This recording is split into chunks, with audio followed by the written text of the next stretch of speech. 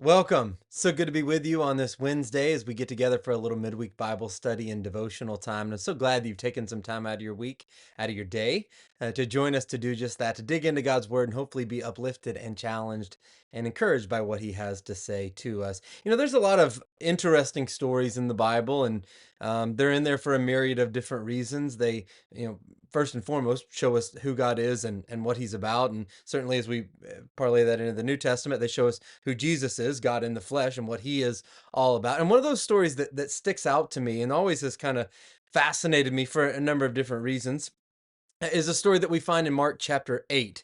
And here's what Mark writes in verses 22 through 25. It says, they came, Jesus and his disciples, they came to Bethsaida, and some people brought a blind man and begged Jesus to touch him, to heal him, because Jesus was known for doing that, right? And so Jesus took the blind man by the hand and led him outside the village.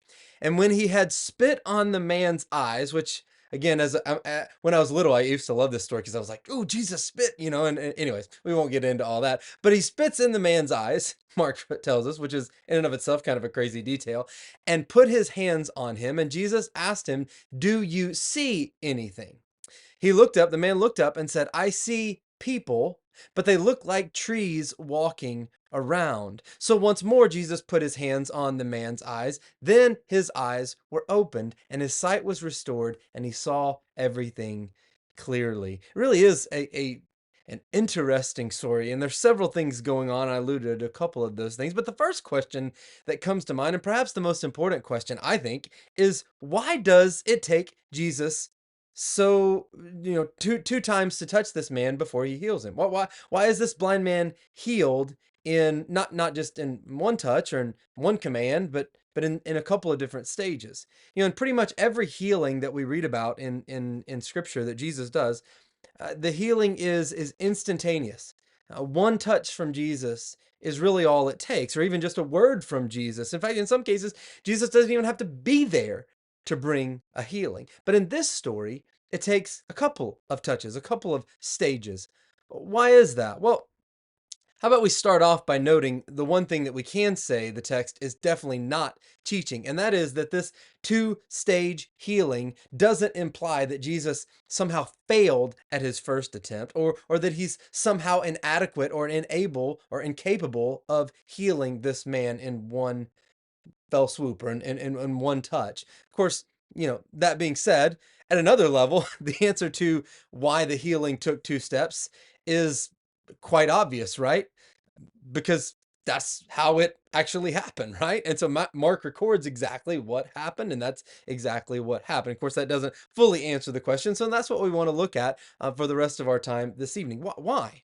Why did Jesus, if we're going to look back at this event that truly did happen, right? That's why Mark records it. Why does the healing take place in this way? And does Mark, this spirit inspired narrator of these events, give us any clues in answering this question in other parts of his text? Well, let's go just a couple of chapters earlier. In Mark chapter 6, verses 5 and 6, we're told that Jesus could only do a few miracles in his hometown because of a lack of faith in the people there, and specifically a lack of faith in who Jesus was. Elsewhere, Jesus clearly conditions healings and answers to petitions with the caveat that the person's faith plays a role in the healing. Now, that's not to say that Jesus can't perform miracles where there is inadequate or non existent faith. Jesus can do whatever he wants with as little or as much faith as is present. But most of the miracles in his earthly ministry correspond to the faith of that person. As the author of Hebrews similarly reminds us in Hebrews chapter 11, verse 6, without faith, it is impossible to please God, because anyone who comes to him must believe that he exists and that he rewards those who earnestly seek him. And Jesus seems to be operating out of that idea. And so there was, sorry, so was there, is my question, was there some inadequacy in the faith of the blind man that resulted in the two-step process or the delay in his healing? Well, if there was, Mark doesn't seem to give us any indication. So that perhaps isn't the case, but a noteworthy observation nonetheless. Elsewhere in Mark, in Mark chapter 5, we do see a similar delayed response to Jesus's authoritative presence. As Jesus approaches a man who is terrorized by demons, we're told that Jesus had been saying to him, and I don't know exactly how that process would have worked, but Mark just tells us that he had been saying to him, come out of, or out of to the demons, come out of the man, you impure spirit. That's what Jesus was saying to him. What happens next, though, is not the immediate fulfillment of Jesus's words, which would have been the forced departure coming out of the demons, but rather what follows is a dialogue between Jesus and the man, but really the demons that are possessing that man. Now, eventually, Jesus drives the evil spirits out of the man, and actually drives them into a herd of pigs who end up jumping off the side of a cliff and drowning, which is another fascinating detail in and of itself. But why does I guess the question is, why does Mark report the episode in Mark chapter 5 in this way? I mean, he could have easily just kind of condensed the narrative, right? But perhaps the gradual unfolding of events highlights a couple of things. One, it highlights the enemy that he is facing. And it's not to discount Satan's ultimate work and demonic work in this man in particular. And so it's kind of highlighting in some ways the enemy that Jesus faces, and yet at the same time emphasizing the strength of Jesus's enemy, conversely magnifies even further the power of Jesus's triumph over that enemy. And so it's highlighting Jesus's work and the power um, that he portrays, and that he is contained within him, right? He is the Son of God. He's God in the flesh. And so you parlay to that to our story in in Mark chapter 8. Maybe in unfolding slowly for his readers the healing of this blind man, Mark is painting for us an unforgettable and dramatic reversal of the man's disability.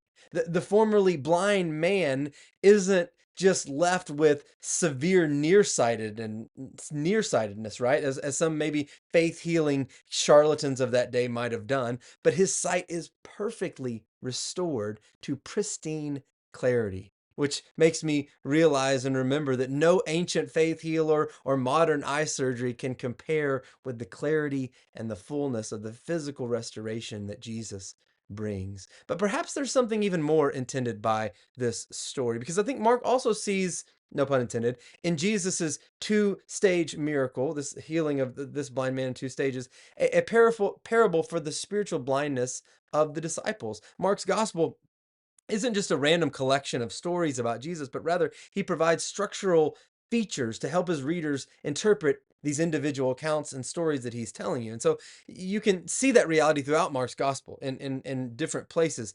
But specifically, we're dealing with this section here in Mark chapter 8. And in the account which immediately precedes the healing of the blind man, Jesus has pointedly asked his disciples, do you have eyes but fail to see? And do you have ears but fail to hear? He asks them that very question, and oftentimes that's synonymous, right, with understanding and knowledge and opening not just our physical eyes, but being able to open our mind to see the realities. And so to instantly follow these words with the account of a man who literally has his eyes, shut. Well, he doesn't have them shut. He has eyes, but he can't see, right? That's not an accident on Mark's part. Further, the story about the two-stage healing or two-part healing comes right before Jesus begins to really lay out for his disciples just what he came to do as the Messiah. And so over the next 2.5 chapters after this, we see this three times repeated pattern. One, Jesus predicts his death, and he talks about his death and what the Messiah came to do. Secondly, we see the disciples misunderstand the nature of his messiahship and the nature of true discipleship in general. And three, Jesus teaches that true discipleship is costly and it involves suffering on his own and anyone who would follow him as well. And through this repeated literary structure, Mark reminds us that the disciples have, at least at this historical juncture, right, a partial and un not fully formed understanding of both Jesus's ministry and what it means to follow him. In a sense, they see his ministry with this, severe nearsightedness, like people walking around with trees, right? Like trees, like the man in the story. And so rather than seeing Jesus as, what Isaiah chapter 53 paints as the suffering servant, right? That he tells us that the prophet tells us about.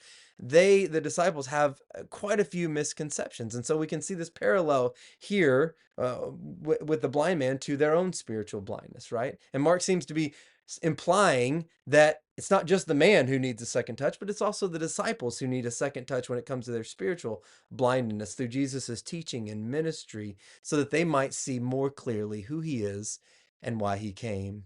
As modern readers of this story, I think we can draw some implications from it as well. First, Jesus rightly commands us to come to him in faith, right? Trusting in his power, trusting in his goodness, trusting in his love. We must believe him and worship him as the one true God and Lord over all, including our own lives. And whether that results in a supernatural changing of our situation or our circumstances, or simply the grace to endure whatever it is that we may be facing. And moreover, when we read and think on the stories about Jesus in the Gospels, our faith grows as we see the power and the goodness and the love of God displayed in and through Christ. And then lastly, I would just point out that we must remember that physical healing and spiritual growth are not often instantaneous. In fact, they're the opposite oftentimes. We must hold tightly to Jesus, continuing to look to him to meet our physical and spiritual needs. And the answers to our prayers may come quickly sometimes, right? Or they may not, right? They may come in stages after some waiting patiently.